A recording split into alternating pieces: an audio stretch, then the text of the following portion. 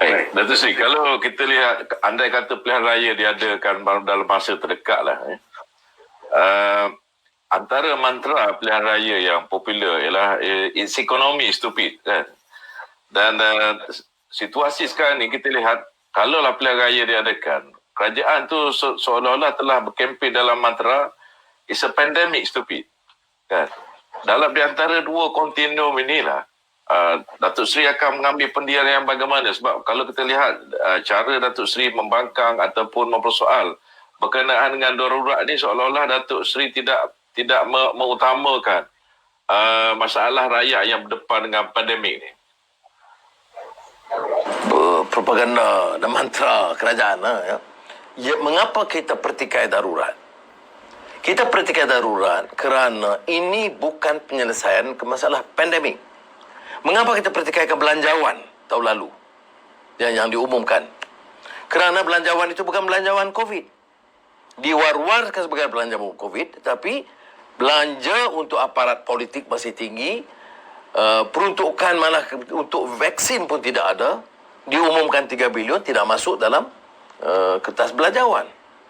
Jadi oleh demikian, bagi saya, bila kita bincang soal kepimpinan bau yang lebih kuat, itu untuk menangani masalah COVID juga. Lihat umpamanya pengalaman Trump, ya, dengan dasar ekonominya, dengan dasar menangani masalah COVID-nya itu, yang dianggap satu yang sangat parah, kelemahan besar. Bila ada perubahan pimpinan itu membantu.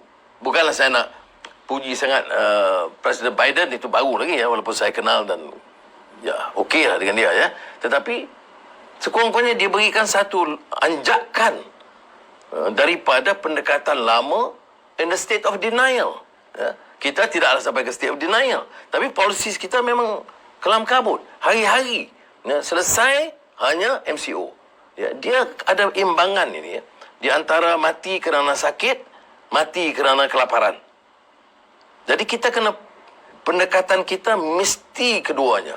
Bagaimana kita tangani masalah COVID dan masa yang sama jangan sampai hidupan terhimpit.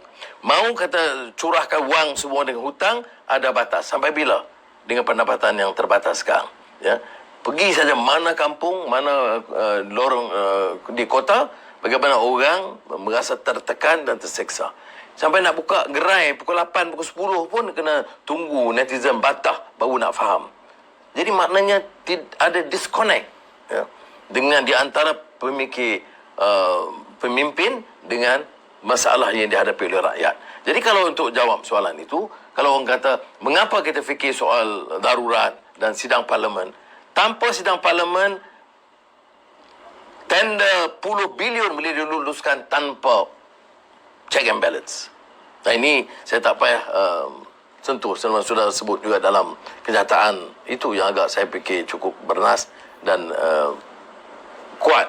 Tetapi apa hujahnya? Ya, tidak ada negara yang umumkan darurat untuk atasi masalah COVID yang terpaksa menggantung parlimen. Ya, kalaupun Boris Johnson usulkan prorok untuk maksud itu, ya, dia itu juga ditolak akhirnya oleh mahkamah tertinggi di United Kingdom. Jadi saya harus tegaskan di sini bahawa sama ada perubahan kerajaan ataupun menolak usul darurat dan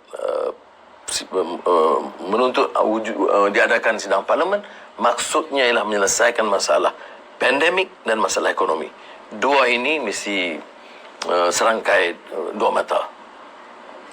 Baik, menyentuh berkenaan dengan bajet tu saya.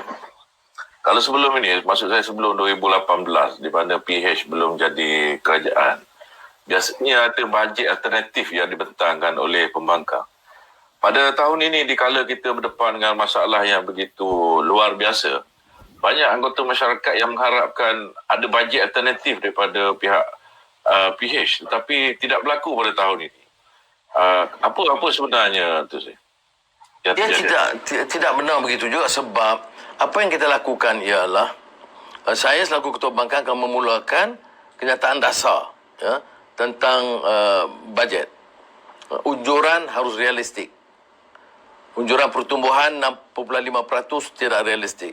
Unjuran pendapatan itu memang bercanggah dengan semua pertimbangan ekonomi. Ya. Saya tidak tahu macam mana Menteri Kewangan banker yang boleh buat begitu. Memang tak masuk akal. Bagaimana kita boleh anggap pendapatan tahun ini boleh sama dengan tahun sebelum COVID. Tapi itu yang dipaparkan.